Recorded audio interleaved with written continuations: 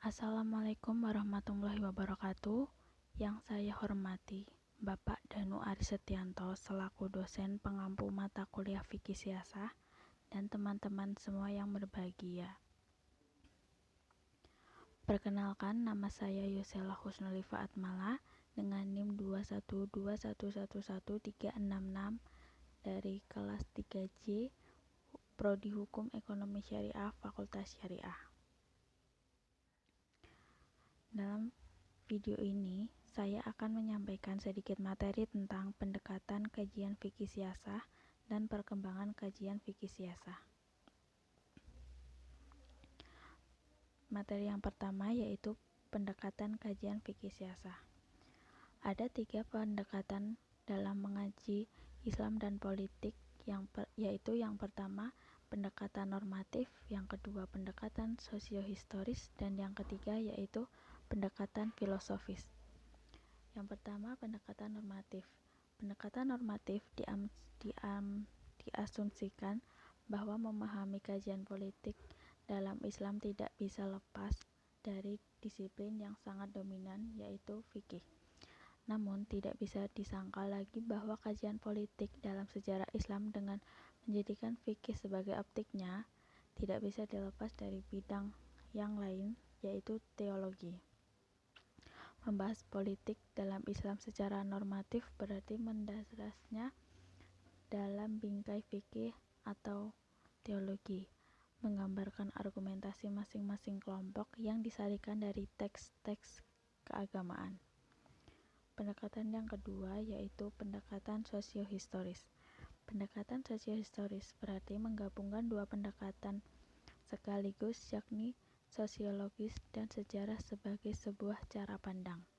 Karena itu, mengkaji politik Islam dalam kerangka sosiohistoris berarti melihat elemen-elemen dalam panggung politik Islam dari aspek sosial yang meliputi interaksi, struktur, simbol, institusi, dan yang lainnya, dan kesejarahan yaitu peristiwa dengan memperhatikan unsur tempat, waktu, objek, latar belakang, dan pelaku.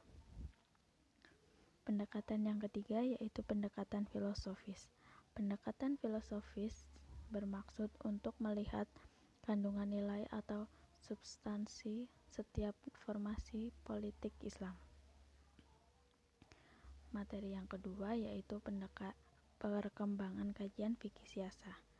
Perkembangan kajian fikih siasah dapat dibagi menjadi 3 periode, yaitu periode yang pertama periode klasik, yang kedua yaitu periode pertengahan, yang ketiga yaitu periode modern. Yang pertama periode klasik. Periode klasik mempunyai ciri yang menandai perkembangan kajian fikih siasah adalah kemapanan yang terjadi di dunia Islam. Secara politik, Islam memegang kekuasaan dan pengaruhnya di pentas internasional. Pada periode ini terdapat 2 dinasti, yaitu Bani Umayyah pada tahun 661 sampai 750 Masehi dan Bani Abbas pada tahun 750 sampai 1258 Masehi. Pada masa kekuasaan Bani Umayyah, kajian fikih siasah masih belum muncul. Bani Umayyah lebih mengarahkan kebijaksanaan politiknya pada pengembangan wilayah kekuasaan.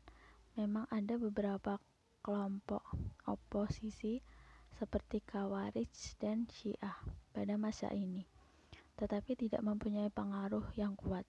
Pemikiran-pemikiran dan gerakan mereka pun cenderung radikal dan ekstrim dalam menentang kekuasaan Bani Umayyah.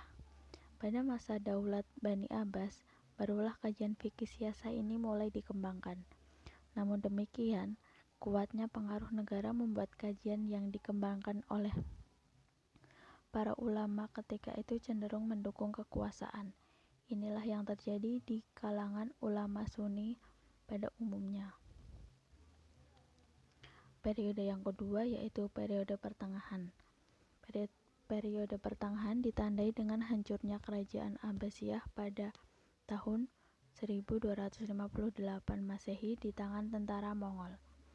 Pada masa ini, kekuatan politik Islam mengalami kemunduran.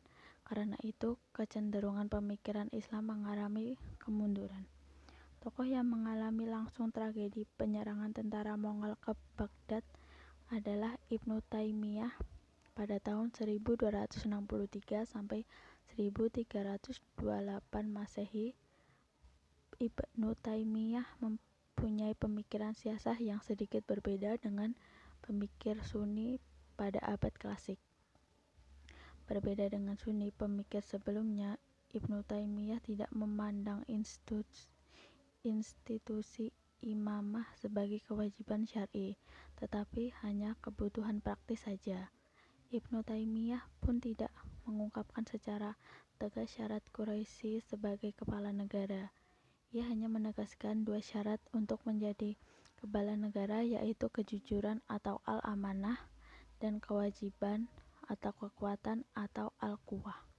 Kedua hal ini merupakan syarat mutlak yang harus dipenuhi.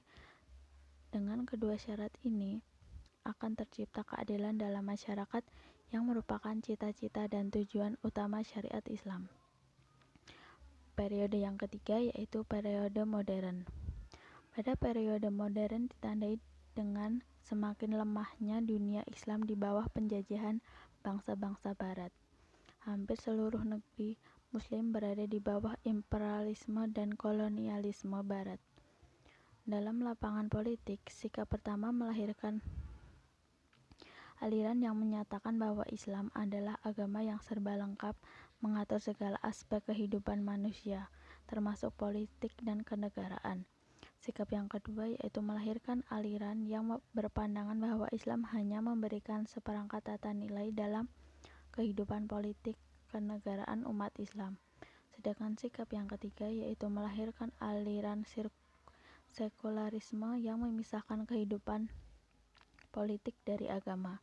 Pemikiran inilah yang selanjutnya berkembang hingga masa kontemporer.